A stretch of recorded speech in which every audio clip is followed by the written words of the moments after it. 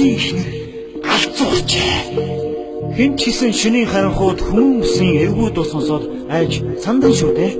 Цэнгэлийнхийг бор хончийн аманд буусан шин ийм гэж хэлэх аргагүй. Үл мэдэгдэх дуу гэрээг нь тойроод нар бүрүү эргэж сонсогдсон ажээ. Цэнгэл өөрөө муучгүй амчин хүн хойно амтан дуугарч бол амтахгүй. Гэвч тэр дуу ямар нэгэн амтных гэж хэлхийн аргагүй байжээ. Тэгээд хоёр нохоон дотор зарлсхийн дуу ойрхон гараад байгаад огт туцахгүй байсан бүр хачирхалтай. Эхнэр нь юу дуугараад байна вэ? Би хайгаад байна гэж үс хизгээ зулгаах нь холгүй айж сандраад хоёр хүүхэд нь ээжигээ даган айж орлоход цэнгэлийн дотор үрж харанхуйж байж. Ядахтаа саяхан цэргээс ирсэн дүүн хантай байсан бол бас учиртай. Гэтэл тэр гэрээ барьсны дараа хаваржаан дээрээс адууга олж ир гэж тушаал өгөөд явуулчихсан байдаг.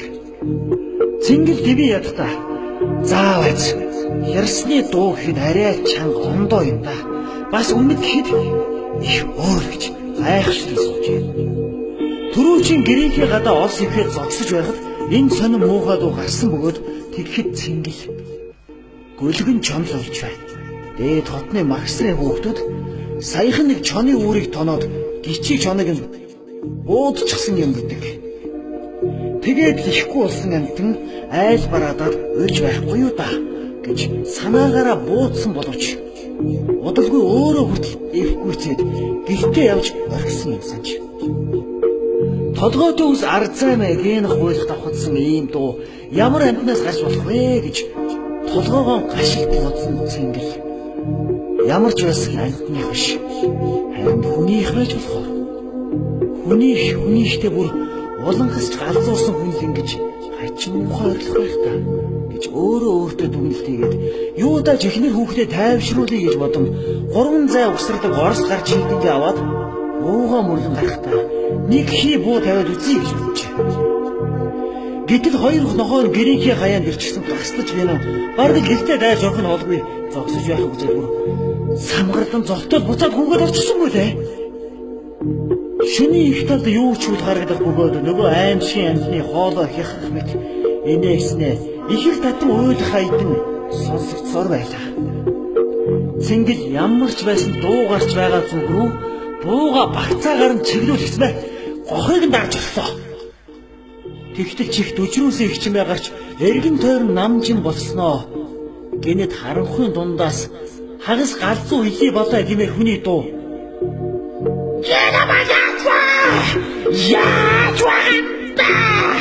Улам чангаар зүрхэн уйлах сонсогч байж. Бараг нүд юм харахаа болоод чихэнд юу ч дуулахаа бол айжчихсан цэнгэл. Хөөгдсөн мэт гэртээ унаж тусах нь олгүй явж ороод хаалгаа ангин төвчжээ.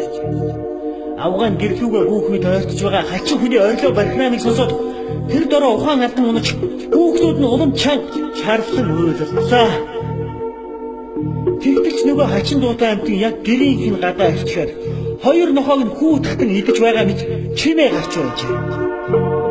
Цэнгэл хичнээн айсаж үртхэн гисэндээ хэдэн хүүхдээ араар нь хийж аваад буугаан үүд рүү зүглүүлэн гохыг нь дарахад бэлтэн сууж байдаг. Гэрийн гадаа хоёр нохоо нэг зүйл рүү хард хурдхийн дайрч сонсогдоод гинэт морин төвөргөө гарч дооч гэж нохоо занах танил дуу үхэрмал мөөрг мэд шинээ сонсогджээ. Гэвч үүлнэд итгэх зүйлээс айж зүрхэнд нь хий орсон цэнгэл хаваржаар руугаа явсан дүүгээ орж ирдэл гадагшаач гарсангүй. Буугаач доош нь буулгасангүй. Дүүн орж ирвэлцээ гэр доторх мундай сундаг айдлыг үзээд оргодол хулгайч дээрэмч орж ич үүмэлчээд яваа юу гэж боджээ. Цэнгэл авгаагаан ус цацсан сэргээ хоорондоо чамд ямар нэг хачин хүний дуу сонсогдсонгүй юу гэж асуусан байна. Дүүн надад одоо юу ч сонсогдсонгүй. Харин гэрийн ойролцоо ирж явхад таны буу дуугах чимээ гарсан. Би надад л дохиогч байгаа юм байлгүй дээ гэж бодсон шүү дээ гэж хэлсэн байна. Энэ явдал нь үнэхээр бодит тохиолдсон явдал бөгөөд цэнгэлийн авгаа түүнээс хойш хий юм дуудаад ирлээ гэж орилсон. Галзуурсан гашуун түүхтэй. Гэхдээ дээрх тохиолдол нь хүнд тийм ч муу юм зүйл хүргэж чаддгүй зөвхөн хий тоо чимээл бол Монгол орны өргөн уудам тал их бай өвчин хаан чимэрхүү дуу чимээ шингэсэн газар захаас аваад байдаг тул мэдэж явахад илүү төхгүй эзээ сонсогчдоо.